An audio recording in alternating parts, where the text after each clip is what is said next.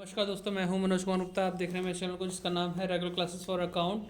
और income tax चल रही है 62 एडिशन एच.सी. मल्होत्रा की, और income from house property chapter चल रहा है। काफ़ी टाइम हो चुका है चलते हुए, टाइम की बहुत शॉर्टेज है, दिक्कत हो रही है, नहीं बना पा रहा हूँ वीडियो कुछ काम से।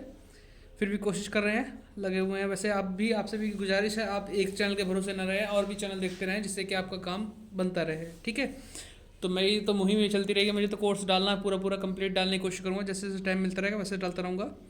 तो 29 क्वेश्चन कराना, तो उसे समझाते हैं फ्रेम को ड्रॉप करके। तो पढ़ते हैं क्वेश्चन नंबर 29 को। Shri Mohan is a sales tax officer at Jaipur. He owns two residential houses. The first house is at Delhi. It was constructed on 31 December 2010 को ये बनकर तैयार हुआ। He has let out at rent of ₹3000 per month, यानी उसने वो house जो पहला दिल्ली वाला था उसे किराए पे दे दिया है to a company for its office. The second house is at Jaipur. Second वाला कहाँ पे है? जयपुर पे है। It construction was complete on 1 March 2020 and has been occupied by him for his own residence since 1 जून 2020। यानी मार्च में बन के कम्प्लीट हुआ, जून से वो रहने लगे। और ही टुक अ लोन, और रुपीज़ कितने का लोन लिया? 60,000 का लोन लिया अगस्त 2018 में। और 12% के हिसाब से लोन लिया for the purpose of construction of the house. मकान को बनाने के लिए उन्होंने लोन लिया है।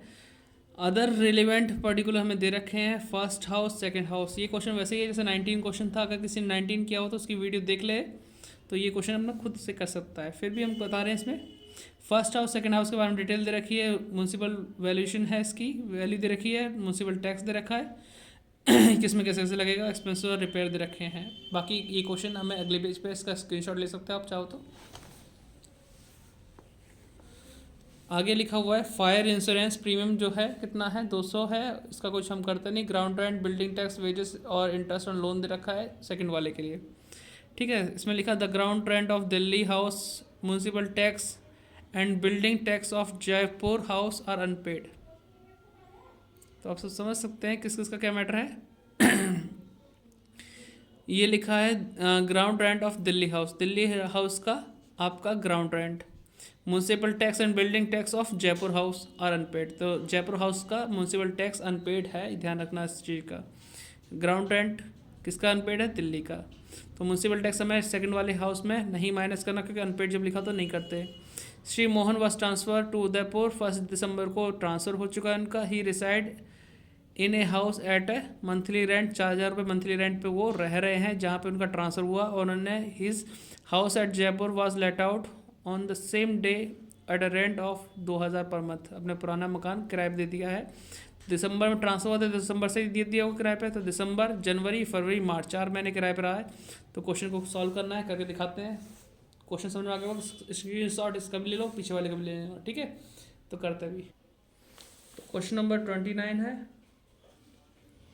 Computation of taxable income from HP for the assessment year 2021-22। तो फर्स्ट हाउस की बात करते हैं पहले। तो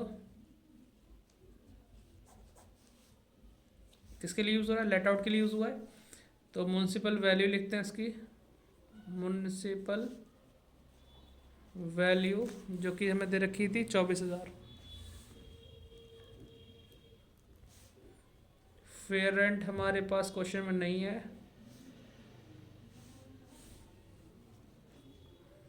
ठीक है, फेयर रेंट नहीं दे रखा। एक्चुअल रेंट 3,000 रुपये किराए पे है। 36,000। एक्सपेक्टेड रेंट इन दोनों में ज़्यादा जो भी है वो लिखा जाएगा 24,000। ठीक, actual rent same to same लिख दो 36,000। अब इन दोनों में से ज़्यादा कौन सा है वो देख लो। ग्रॉस एनुअल वैल्यू हो जाएगा 36,000, जो ज़्यादा हुआ वो आ गया हमारा less municipal tax. Municipal tax के लिए 10% दे रखा है, म्यूनसिपल वैल्यू 24,000 है, तो 24,000 का 10% कितना होता है 2400। माइनस करते हैं 36,000 माइनस 2400 33,600, ये हो गया annual value. Less deduction under section 24, देख पा रहे हैं, मुझे देख पा रहे हैं, हाँ दिख रहा होगा। फर्स्ट 30% ऑफ AV,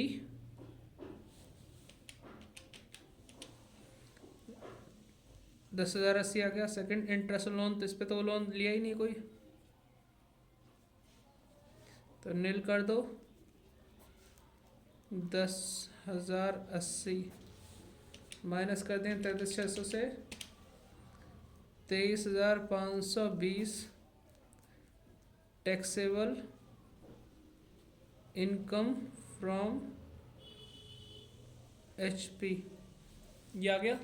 ये फर्स्ट हाउस हमने किया है, तो इसे नोट डाउन कर लीजिए। फिर हम सेकंड हाउस की तरफ चलते हैं। बेस पलटना पड़ेगा मुझे, तो वीडियो पॉज कीजिए और नोट डाउन कीजिए। तो पलटते हैं पेज को। सेकंड हाउस में जो बोला गया था कि सेकंड हाउस में पहले तो मकान मालिक खुद रह रहा है, फिर जाके किराए पे दे दिया। तो फर्स्ट हम वैल्यू लिखेंगे म्यूनसिपल वैल्यू, ठीक है। म्यूनसिपल वैल्यू दे रखी थी इसकी 18,000। फेयर रेंट नहीं दे रखा है, नील कर दो। नंबर 3 एक्चुअल रेंट,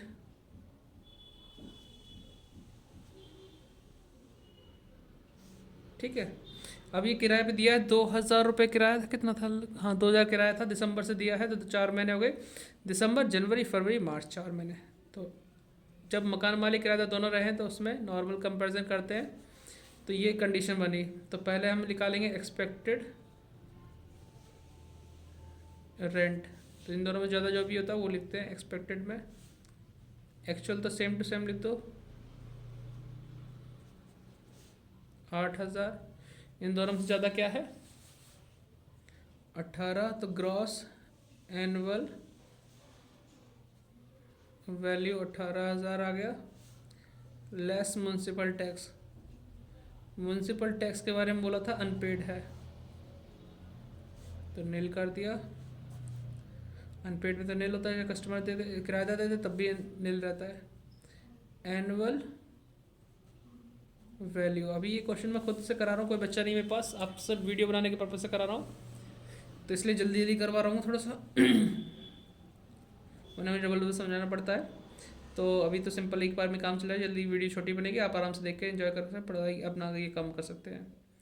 तो less deduction under section 24, first 30% of AV 5400 हो गया। दूसरा इंटरेस्ट है, A और B लिखना पड़ेगा कि लोन के बारे में जानकारी है। Interest on loan to PY लिखूँगा, interest on loan prior to, writing मजा था, थोड़ा सा स्पीड ज़्यादा रखने के चक्कर में राइटिंग ऐसी आ रही है मेरी। तो ये मैं वर्किंग नोट सॉल्व करूँगा यहाँ पे, तो आप यहाँ तक का तो लिख चुके होंगे, ऊपर तक का हिसाब किताब यहाँ से यहाँ तक लिख लेना। हाँ, तो यहाँ पे हम लिखते हैं वर्किंग नोट। हमने लोन लिया था इसके चक्कर में, मकान के चक्कर में 1 अगस्त 2018 को। मकान कंप्लीट कब हुआ था 1 मार्च 2020 में हुआ था। देखो 1 मार्च 2020, हाँ 1 मार्च 2020 में कंप्लीट हुआ। इससे पहले 31 मार्च कब पड़ेगा 2019 में। तो यहाँ से यहाँ तक का टाइम प्रायर टू PY, तो अगस्त मतलब 2018 के अंदर बात की जाए तो अगस्त से गिनेंगे, अगस्त सितंबर अक्टूबर नवंबर दिसंबर 5 महीने। 2019 की बात की जाए तो 3 महीने, तो टोटल 8 महीने हो गए। PY की बात की जाए तो 2021 वैसे लिखा तो 20-21 आ जाएगा यहाँ पे। हमने लोन लिया था 60,000 का, अभी तक पेमेंट नहीं किया, तो 60,000 पे 12% होता है 7200, है ना।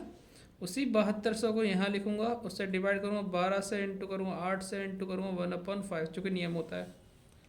तो 7200 डिवाइड 12 एक मंथ का आ गया, इंटू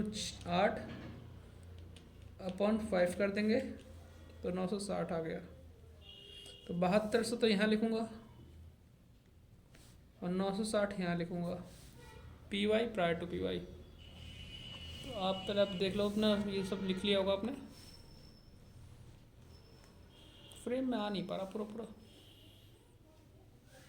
ठीक है, लिख लिया होगा। अब इसे टोटल करते हैं, 7200, 5400,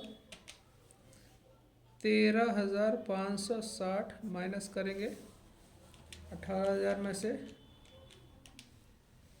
4,440, तो ये होगा taxable income from house property.